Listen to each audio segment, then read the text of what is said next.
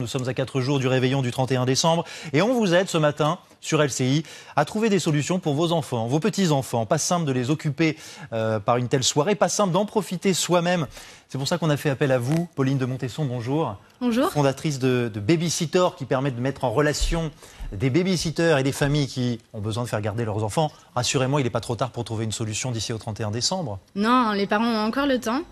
C'est vrai que là, il reste 3 jours jusqu'au 31. Donc, c'est généralement le délai que se donnent les parents pour trouver une babysitter en temps habituel. Donc, je pense qu'ils sont quand même assez larges. Ils peuvent encore trouver vraiment la dernière minute. On a encore beaucoup de babysitters qui cherchent des familles. D'accord. Donc, voilà. Pas de panique. Pas de panique, mais il est temps de s'y mettre. Il faut prévoir un budget de combien? Ça change un peu un 31 décembre? Bien sûr, ça reste quand même une soirée très exceptionnelle. Donc les parents vont généralement offrir des tarifs qui sont bien sûr plus élevés que d'habitude.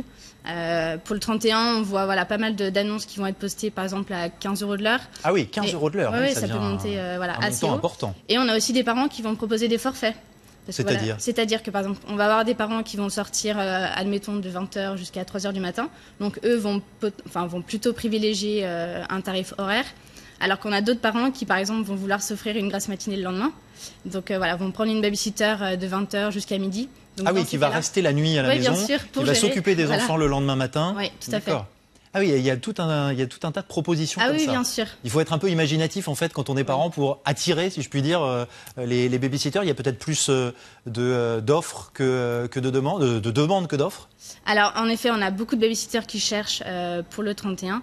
Les parents, il faut bien sûr qu'ils arrivent aussi à attirer toutes ces babysitters. Donc ça va se faire à travers des annonces un peu rigolotes. Ils vont aussi essayer de proposer des choses qui sortent un peu du commun. Donc ils vont souvent préparer un petit repas qui va être sympa pour la babysitter.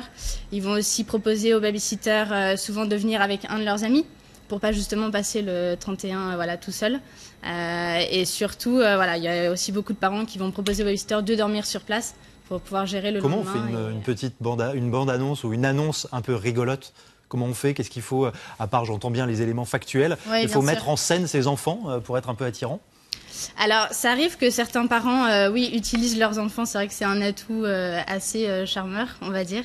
Les babysitters aiment beaucoup les annonces qui vont être vraiment un peu hors du commun et pas du tout semblables à d'autres annonces. Donc oui, les parents jouent vraiment sur leurs enfants pour ça. Raisonnablement, une personne, une babysitter ou un babysitter d'ailleurs, parce qu'on féminise les choses, mais il y a des garçons aussi qui peuvent s'occuper des enfants. On peut s'occuper de combien d'enfants à la fois en étant seul?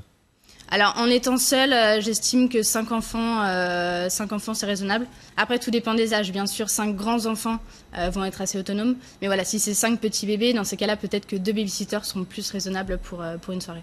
C'est un cas particulier de faire garder ses enfants le 31 décembre. Vous allez observer une activité particulière sur votre compte babysitter ou votre site babysitter, ou est-ce que finalement c'est un moment qu'on partage en famille après tout?